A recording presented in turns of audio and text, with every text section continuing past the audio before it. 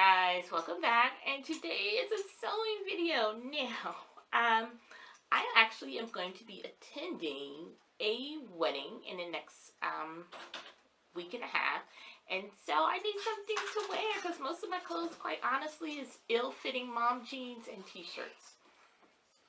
Other than the few dresses you see me make here on the channel. So I really wanted to do something nice. I picked up this fabric at Joann's. I love it. I think it's very pretty. I love blue. And so I've been going back and forth with the design of how I want to use this stretch knit fabric. And I think ultimately I'm just going to make a simple maxi dress, guys. And I should have enough fabric to make something for my daughter.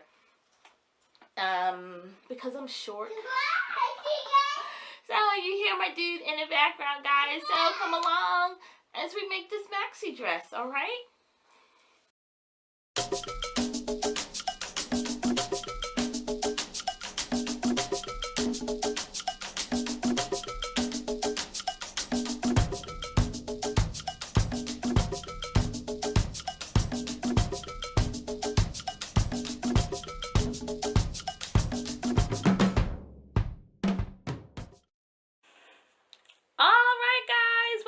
So I got my camera positioned as best as I could. So what we're doing now is this dress here is one of the few store-bought dresses that I own, guys. It's a size 12, mommy hips and curves, okay? So we gotta work around that.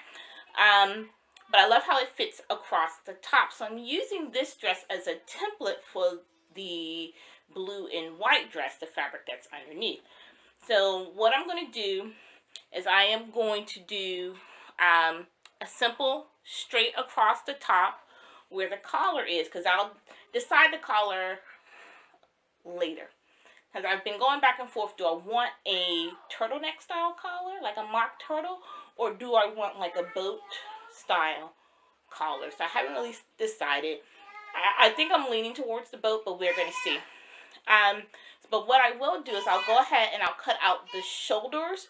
I'll cut out just a little simple sleeve, and then I'm just going to bring it straight down, guys, because I don't want it to feel like a bodycon dress. I'm not trying to wear a bodycon dress to a wedding, but I do want it fitted here. So we're going to go ahead and just follow the curve of this dress, but once I hit the hip area or just under the bust line, I'm going to flare it a little bit more than what this dress is flared, okay? I'm just going to come out here and run it straight down. Now, once I get the top part cut, we're going to go ahead and cut the bottom of the skirt so that fits right, okay?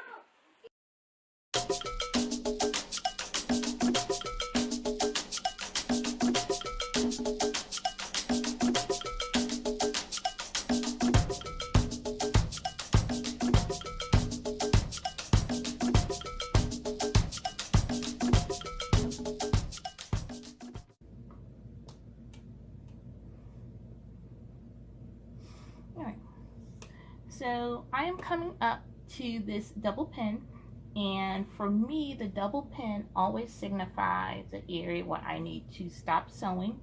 In this case, this is going to be where the start of my skirt is.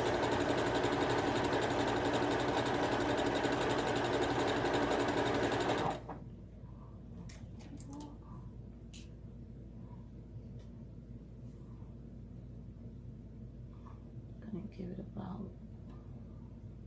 another half inch.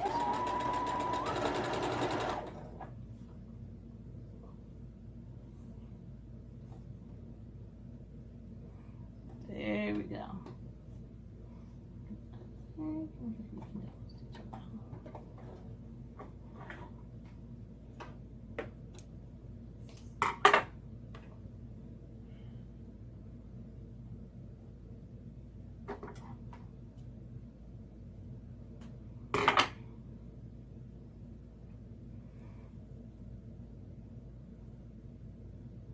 Okay, so you guys with no sergers, Let's trim these out.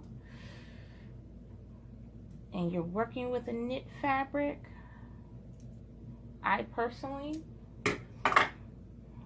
now you guys know I don't have a mat cutter, but what I tend to do is I will cut with my dull pinking shears.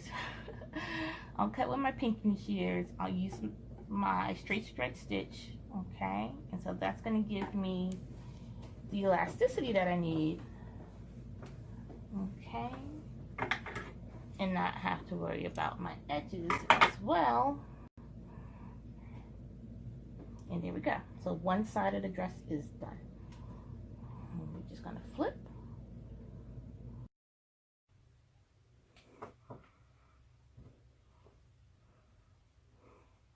So just want to show you real quick that I am setting here. I'm rolling the hem, okay, for my collar.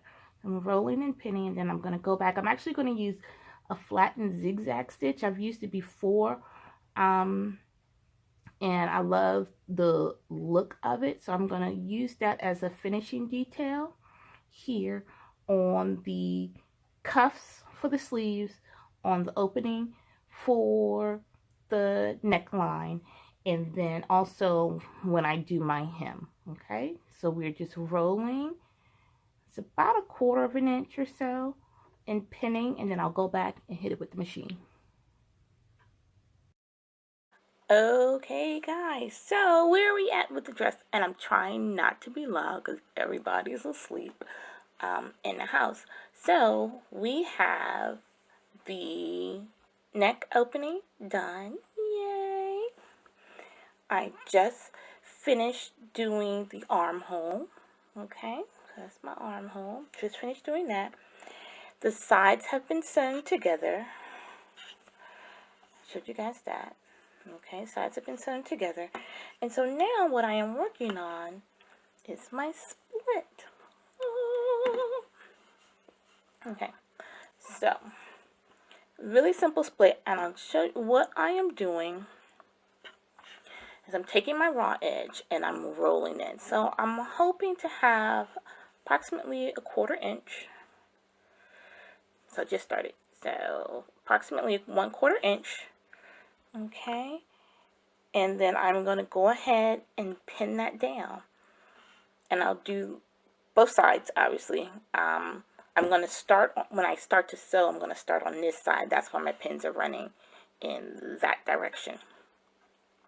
Okay, because what it'll allow me to do is as I sew, it'll keep the bulk of the fabric off of the machine. Okay, so we're going to go ahead, we're going to pin the split part and sew it, and then the only thing that's left after that, guys, is hemming the bottom.